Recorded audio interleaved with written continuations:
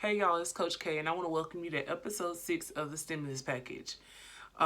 Today we're going to be talking about experience and talk about some stuff that's going on in today's world. So here we go. All right, so many of you already know the stuff that's going on in the news. You've seen everything on social media. You've seen the pictures, the videos, the posts, everything. And honestly, I'm mad and upset about how these things just continue to happen, and it's like it's kind of heavy because it's like it makes you feel like there's no hope sometimes because it's like why does it keep happening and why do people keep questioning um, the issue? Like why do people feel like they have to know the whole story in order to understand that this is a bad thing or that this is wrong? um and I honestly, it's frustrating to know that people either A, don't acknowledge it, or B, don't care. Just don't care flat out because it's not affecting them. And today we're going to talk about experience a little bit because I don't know if some of you just haven't been exposed to to the black experience or minorities and the things that we go through on a normal basis, but I'm gonna talk about it a little bit today just in hopes of exposing you to it and helping you to understand our mindset and where we coming from when it comes to this kind of stuff because it's ridiculous. That it's just ridiculous, you know? Now, I will say this. I am black, obviously, and I've had to deal with a number of assumptions or injustices and things in my life personally.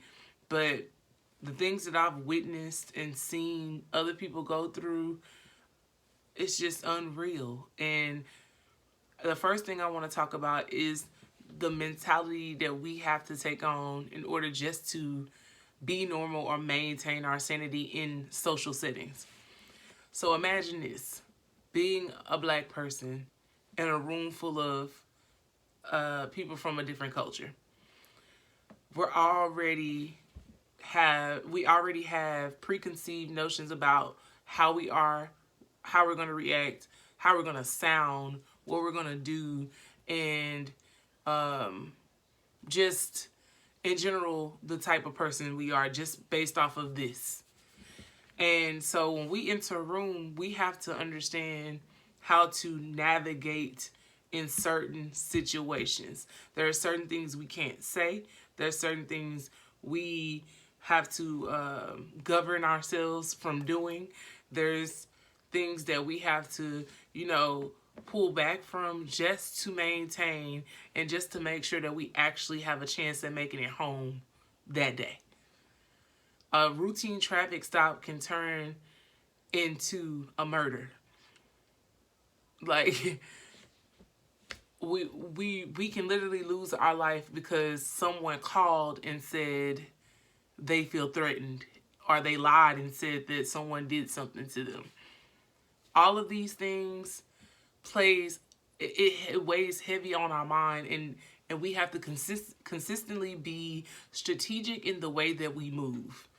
Can you imagine having to play chess in your head every day and trying to learn something new, go to school, trying to better yourself, trying to take care of your family, trying to help your family, trying to be in a relationship, trying to be just all of these things in your head at one time, trying to navigate and do everything the right way? Can you imagine that? And still, people are going to put their preconceived notions on you and try to make you into something that you aren't when you're simply being yourself. That is the thing. Those are the things that we go through as minorities or being black in America. I like to call it the black experience. But the good thing about this is God's grace is all over us. And he definitely helps us to move about throughout these crazy times and throughout this craziness, so that that's where our comfort lies. But I just want to ask, like, if you're not a person of color, have you ever taken the time to sit back and think about what it might feel like what it must feel like to be black and to deal with the things that we deal with on a regular basis? Do you empathize with the things that we deal with on a regular basis? Because if you don't and you call yourself human, you need to reevaluate like what it means to be, what humanitarianism or humanity means. Honestly, I don't really have the answers. None of us really have the answers, but I do understand this. We need each other. And in order to get through and heal race relations, we're going to need other people from different cultures to speak up and other people from different cultures to be as enraged as we are. And until this becomes a world problem and everybody is on the same page with it being an issue, we're going to continue to have these problems. It's going to continuously get worse because I'm going to be honest with you, our people are tired. We're tired and we don't know what else to do. Some people don't know how to handle their anger. Some people don't know how to channel their anger. And that's why you get situations where you got people burning stuff down and doing crazy stuff, because it's like, what else do we do? So I'm going to just speak about what we can do, a little bit of what we can do in this moment. I always say this, and I believe this to my core. You have to try to control what you can control. Take a minute, breathe. Think about what you can control in this moment. When you figure that out, you go after that full force. Then I also want you to think about what you can contribute. So what are you great at? What can you do to help with the movement? What can you do to push the message forward? What gifts do you have that can really help everyone when it comes to this craziness and the world in general? Connecting. Being willing to connect and share your story, or connect and have the conversations that need to be had is vital. Like, if we don't talk and find some kind of common ground or find some type of, a way to connect, nothing is going to move, nothing is going to happen. I don't have much to say, but what I will say is quit disrespecting our ancestors and saying you're not our ancestors, because our ancestors had more courage, faith, and strength in their pinky than we have in our whole being. So quit saying that and make sure that you give the ancestors their just due. And I'm my ancestors. Like, I'm made up of everything they were made up of. I would never say that I'm not my ancestors. Black people, please quit saying that. That's so disrespectful. Like, all the stuff they went through in the circumstances they were in, and they still persisted and persevered and moved forward and got us to the point where we are today. Don't ever fix your mouth to say that. That's so disrespectful. But anyway, back to what I was saying. The one thing I feel is going to be major when it comes to breaking free or fixing this issue is our youth. I feel like y'all have the answer because you're young, you're new, you're innovative, you are very smart, you are capable of thinking of new strategic ways to try to fix this issue or try to make things better.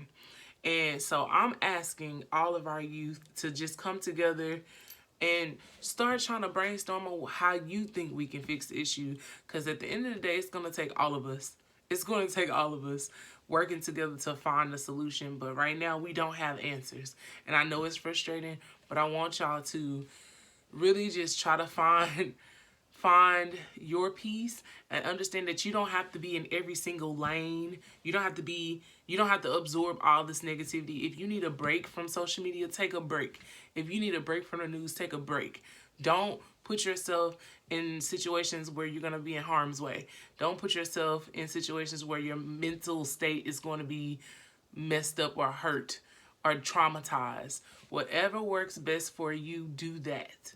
And understand that this is gonna be a long fight, y'all. We've been fighting for hundreds of years.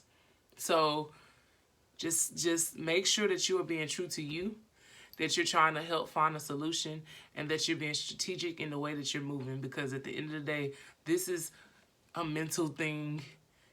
Like, we have to outthink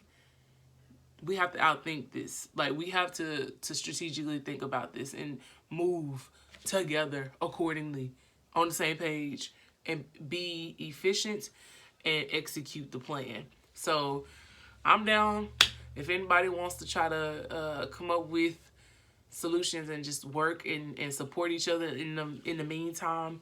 And I just pray that we all find some type of resolve, and that we stay hopeful and we don't allow this to break down our spirit, because at the end of the day, we come from a bunch of in spite of people who persevered and done millions of things in spite of the circumstance. So don't let this moment or these issues stop you from being who you are and for dreaming out loud. Continue to be who you are, continue to be innovative, continue to move forward, and keep fighting to make things right. All right, y'all. I love y'all. I'm praying for y'all. And y'all pray for me, please, because I'm trying, y'all. I really don't even have words this week. I'm depleted. As Pastor Todd said, I'm depleted as well. So we just got to work together, and we got to try to find a solution, because this ain't it, y'all. So, all right. I love y'all. Appreciate y'all for watching. Stay blessed and keep it moving. All right. Talk to you next week. Bye.